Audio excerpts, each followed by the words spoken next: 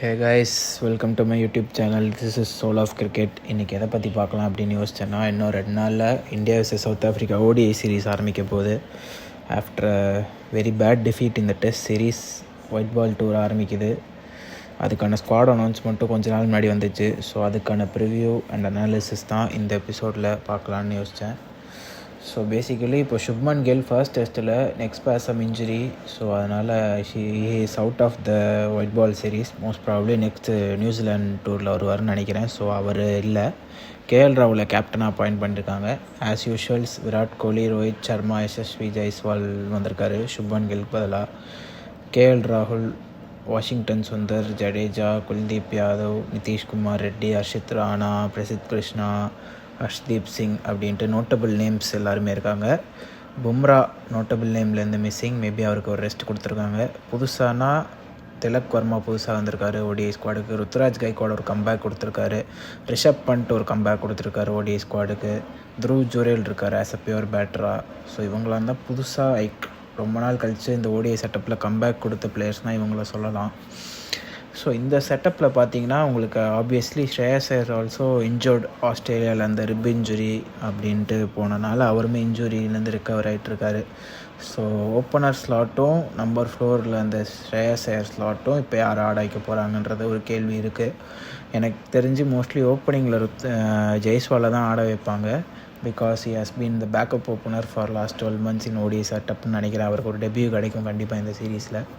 So Rohit Sharma, Yashasvi Jaiswal, Virat Kohli. Number 4 mostly Tilak Varma or Rishabh Pant. இவங்க 2 பேரில் யாராவது ஒருத்தர் ஆடுவாங்கன்னு தோணுது.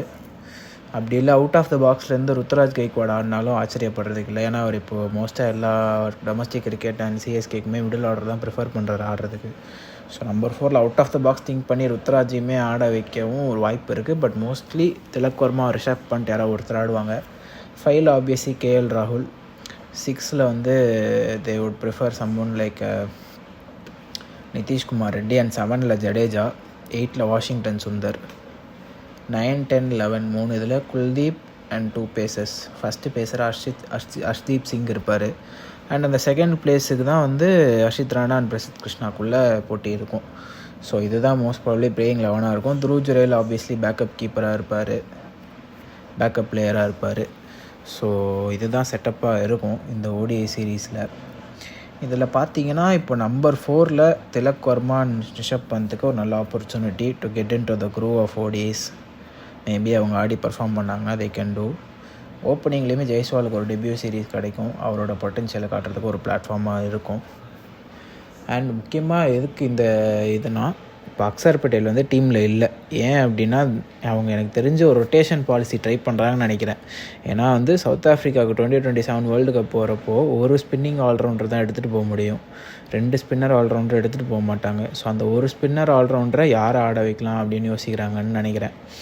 இப்போ ஒரு ஜடேஜா இல்லை வாஷிங்டன் சுந்தரா இல்லை அக்சர் பட்டேலா அப்படின்ற அந்த 3 பேரில் யாரை ஒருத்தங்களை பிளேயிங் 11 எடுத்துகிட்டு போகலான்றதுக்கான எக்ஸ்பெரிமெண்ட் தான் இப்போ போயிட்டுருக்குன்னு தோணுது. ஏன்னா போன சீரீஸ் ஓடிஐ சீரீஸில் அக்சர் பட்டேல் இருந்தாலும் ஜடேஜா இல்லை ஆஸ்திரேலியாவில். இப்போது ஜடேஜா உள்ள வந்திருக்காரு, அக்சர் பட்டேல் இல்லை. ஸோ அதுக்கான ஸ்பாட்டு தான் போயிட்டுருக்குன்னு நினைக்கிறேன். ஏன்னா சவுத் ஆஃப்ரிக்காவில் நீங்கள் 3 ஸ்பின்னர் ஆடுறது பாயிண்ட்லெஸ். ஒரு சில வென்யூஸில் மேபி அசிஸ்ட் ஆகலாம்.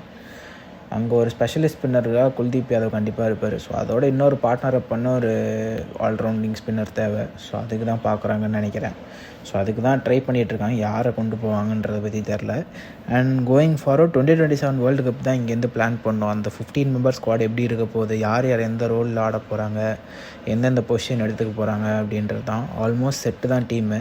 மேபி ஒரு பும்ராவோட யார் போட போகிறா, அந்த மாதிரி பவுலிங்கில் ஃபாஸ்ட் பவுலிங் ஆர்சனலில் யாரெல்லாம் தேர்வாங்க அப்படின்றத பார்க்குறதுக்கான இதுதான் இருக்குது. ஏன்னா இன்னும் எனக்கு தெரிஞ்சு 3 ஓடிஐ முடிஞ்சு இன்னொரு 15 or 12 to 15 ஓடிஐஸ் தான் இருக்கும் before the ODI world cup. So ரொம்ப கம்மியாக தான் இருக்குது. ஸோ அந்த டைமில் யார் நல்லா பண்ணுறாங்க அப்படின்றத வச்சு நோட்டபிள் எமிஷன்ஸ்னால் obviously like Siraj is missing from the ODI setup. So இதெல்லாம் தான் பிளான் பண்ணியிருப்பாங்க எனக்கு தெரிஞ்சு.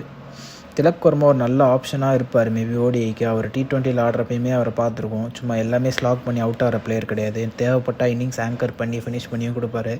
நம்ம ஏஷியா கப் ஃபைனலில் பார்த்துருக்கோம். ஸோ அந்த மாதிரி ஒரு பிளேயர் இன்னட் 4 ஒரு பேக்கப் ஆப்ஷன் ஃபார் ஷ்ரேயஸ் ஐயராக கொண்டு வரலாம். பண்ட் ஆப்வியஸ்லி டிஸ்ட்ரக்டிவ் பேட்டர் தான். பட் ஆஃப் லேட் ஓடிஐஸ்லேயும் T20ஸ்லேயும் ஒயிட் பால்லேயே அவரோட ஃபார்ம் ரொம்ப டிப்பில் தான் இருந்திருக்கு. ஸோ அவரை ட்ரை பண்ணுவாங்களா இல்லை திலக் ஒரு சான்ஸ் கொடுப்பாங்களான்றதை பொறுத்து இருந்து பார்க்கணும். மற்றபடி டீம் செட் தான். Obviously the return of Roko, Virat Kohli and Rohit Sharma after the brilliant series for Rohit Sharma in Australia and Virat கோலியுமே தேர்ட் ஓடியில் ஒரு கம்பேக் கொடுத்து வந்தார். ஸோ அவங்களுமே திருப்பி வராங்க. ஸோ அவங்கள சுற்றி தான் இந்த சீரீஸே இருக்கும். ஃபேன்ஸும் சரி, கவரேஜ், மீடியா கவரேஜும் சரி, எல்லாமே அவங்கள சுற்றி தான் இருக்கும். So hopefully they have a good series. And எனக்குமே as a Virat Kohli fan பர்சனலாக ஒரு ஹோம் கிரவுண்டில் ஆடுறப்போ நல்லா ரன்ஸ் அடித்து ஒரு செஞ்சுரி அடித்து ஆடினார்னா பார்க்கவும் சூப்பராக இருக்கும். ஸோ பார்ப்போம் அவங்க எப்படி ஆடுறாங்கன்றதை பொறுத்து. So that is it. இதுதான் team setup, team composition, what they will be looking for in the eye of the 2027 world cup in South Africa. So ODI series முடிகிற டைமில் நம்ம T20 ஸ்குவாட் வந்துச்சுன்னா அதை பற்றியும் டிஸ்கஸ் பண்ணுவோம். இந்த ஒரு ஓடிஐ முடிஞ்சக்கப்புறம் எப்படி ஆடினாங்க, என்னென்ன டிஃப்ரெண்ட்டாக பண்ணியிருக்கலான்றதையும் டிஸ்கஸ் பண்ணுவோம். So as always, thank you for வாட்சிங் this video. I will see you in the next one.